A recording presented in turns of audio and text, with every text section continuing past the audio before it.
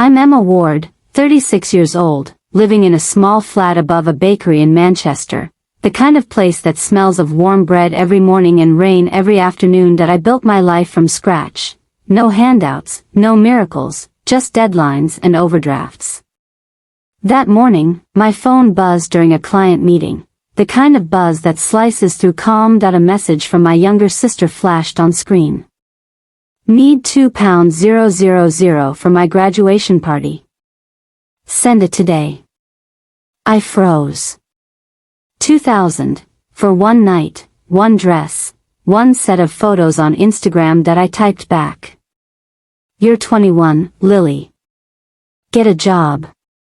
Seconds later, another notification, not from her, from my parents. Pay or don't call yourself family. My stomach turned cold. For a moment, the room blurred. They'd said the quiet part out loud. It wasn't the first time. For years, I'd sent them money, just to help out. Electric bills. Car insurance. Mum's medication. Or so I thought, but this was a demand. A transaction wearing the mask of love. That night I paced my kitchen, rain drumming against the window. I'd always believed family meant loyalty, but loyalty, I realized, had turned me into an ATM with a heartbeat. At 11 p.m., I opened my banking app. Joint family account, balance £142. My hands shook. I scrolled. Transactions everywhere, Zara, Hilton Hotel, Lux Hire cars. Not a single utility payment in months. The truth whispered through the silence, they'd been using me. Growing up, I was the background character in my own family. Mum's voice filled every room, sharp as cut glass. Dad was quieter, the man who nodded instead of speaking. Then came Lily, the golden child, their second chance. When she was born, I was already revising for A-levels, stacking shelves at Tesco to afford textbooks. They called me independent, but independence was never a compliment. It was an excuse to ignore me. Mum loved appearances, birthday parties that cost more than rent, handbags bought on sale that never were. She used to say, "We may not be rich, but we'll look it." And somehow, I was the one footing the bill for the illusion. By 28, I'd made it to marketing manager. My parents called to celebrate. 2 weeks later, the first request arrived, just £500 for Lily's driving lessons. She's nervous, darling, be supportive. Then £800 for a short course, then £1,200 because the boiler broke. Each time, I paid. Because saying no felt cruel, because somewhere, that little girl inside me still wanted their approval. But love measured in pounds and pence always ends up overdrawn. That morning's text, "Pay or leave this family," kept echoing. I reread it until the words lost meaning. Then I noticed a second notification from the bank. Large transaction alert, £4,500 withdrawal, joint account. I hadn't touched it in months. My pulse hammered. I called Mum. "Why's money missing?" Her tone snapped, "Don't be dramatic. We're managing things."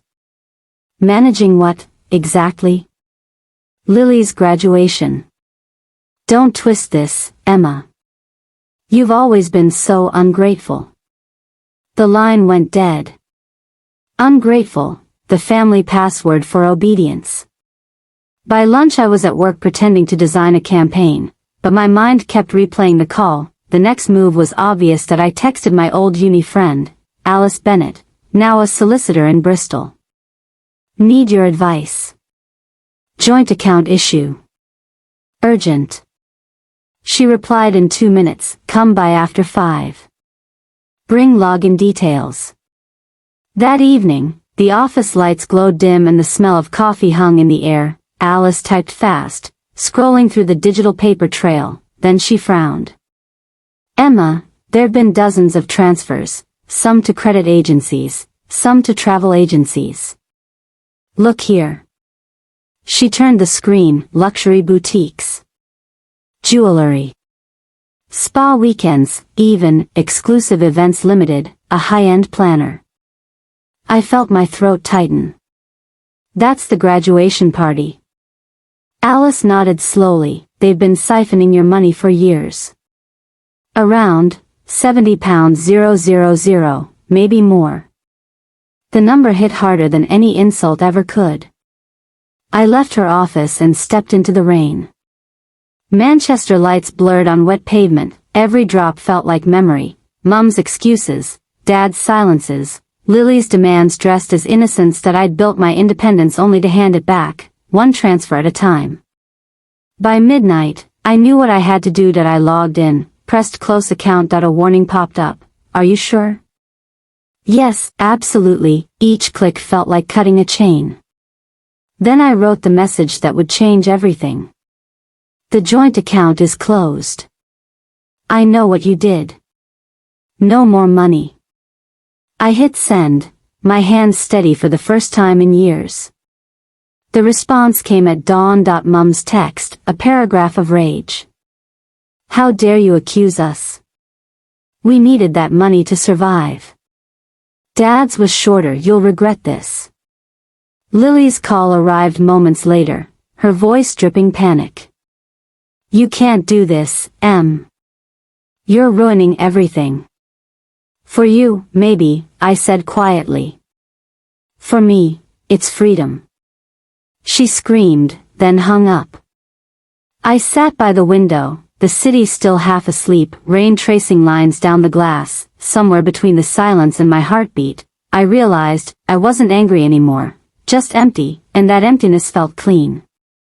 A week later, I drove to their house in Stockport, the semi-detached one with the plastic roses out front. Inside, the air smelled of lavender spray and denial. Mum was on the sofa, arms folded. Dad stood by the window like he always did, half present, half gone. Lily scrolled on her phone, pretending I wasn't there.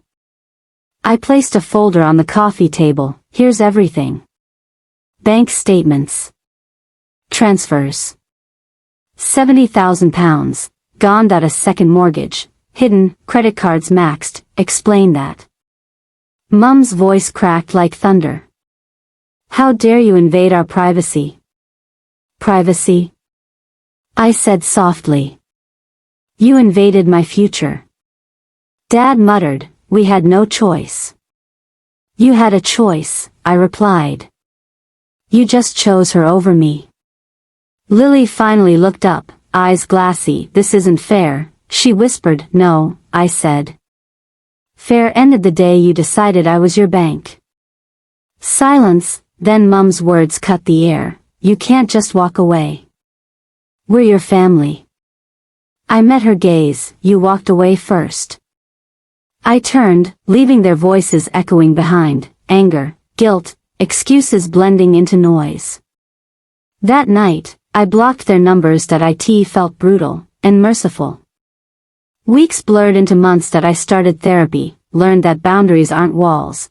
They're doors you close to keep peace inside. For the first time, I saved money for myself, cooked on weekends. Slept through the night. Then, through a cousin, I heard my parents had declared bankruptcy, their house repossessed. Lily now worked part-time at a boutique in Bristol, folding the kind of clothes she once demanded. Did I feel relief? Not exactly, just a quiet sadness, and somewhere, under it, forgiveness, the slow kind. Some evenings I still scroll through old messages, the ones before everything collapsed. Mum's emojis, Dad's thumbs up, Lily's, thanks sis X. I don't delete them, they remind me that love once existed, even if it came with receipts. Standing by my window now, the city hums below. Manchester rain falls soft, like a whisper. I think about the girl I used to be, desperate to be the good daughter, the provider, the fixer. She tried her best, but survival sometimes means surrender. I sip my tea, breathe, and let the quiet settle. Family doesn't mean debt. Love shouldn't come with an invoice, and peace, real peace, begins the moment you stop paying for approval. If you've ever been made to choose between loyalty and sanity, choose yourself. You're not selfish, you're healing. Thank you for listening to my story. If it resonated with you, share it, someone might need it tonight, and if you'd like to hear more true stories like this one, you know what to do, like, comment, and subscribe.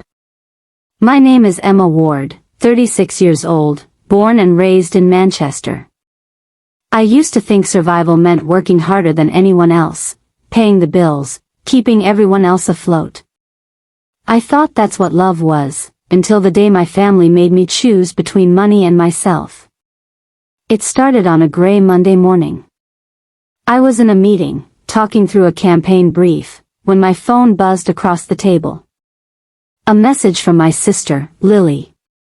Need £2,000 for my graduation party. Send it today. I stared at the screen, the number burning into my brain. 2,000. For a dress. For a single night. I typed back slowly, "You're 21, Lily. Get a job." Seconds later, another message arrived, this time from my parents. Pay up or don't call yourself family. The room disappeared. I could still hear my manager's voice, but the words turned to static. Pay up or don't call yourself family. That sentence, it snapped something inside me. That evening, rain hit the kitchen window like scattered thoughts. I stood there, phone in hand, rereading their words. I'd spent years sending money home. Little transfers for bills, petrol, emergencies. I believed I was helping. But this was no request. It was an ultimatum. My hand hovered over the banking app joint family account, balance £134. I scrolled down, endless transactions, Lux Hire cars. Zara. Hilton Hotel Manchester. Not a single utility bill. My throat tightened. They hadn't needed my help, they'd needed my income. I wanted to cry, but the tears wouldn't come.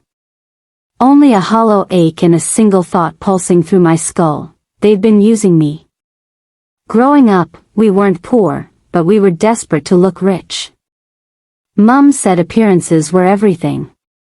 Dad just nodded behind her like punctuation. Then came Lily, the miracle baby, their second chance to get it right. When she arrived, I was 17, already stacking shelves at Tesco after school. They called me independent, but it really meant invisible. Mum would beam at Lily in her designer baby clothes while I wore second-hand uniforms. "Don't be jealous," she'd whisper. "One day you'll thank us for being hard on you." At 28, I landed a marketing job, my first real success. They were proud for a week, then the requests began. Just £400 for Lily's driving lessons. £800 for a new boiler. "You're doing so well, love. Help your family out." Every transfer felt like affection purchased on credit. I told myself I was doing the right thing, that good daughters give back. But over time, giving back turned into giving up pieces of myself. Tuesday morning, another notification. Large transaction alert, £4,500 withdrawn. My heart stopped. I called Mum. "Why is money missing?" Her tone sliced clean. "Stop overreacting. We're handling things." "Handling what?" She sighed. "Your sister's graduation." "Don't twist this, Emma. You've always been so ungrateful." The call ended with that word echoing in my ear, ungrateful. It's what she always said when I questioned anything. By lunch, I couldn't concentrate. My colleague asked if I was okay. I lied. Just a migraine. But inside, something had shifted. I wasn't their safety net anymore, I was their investment. I texted my old uni friend Alice, now a solicitor in Bristol. "Need your help. Joint account issue. Urgent." She replied instantly, "Come by after 6. Bring login details." That evening, I drove through sheets of rain to her office. The car radio hummed, some sad pop song about betrayal, fitting, really.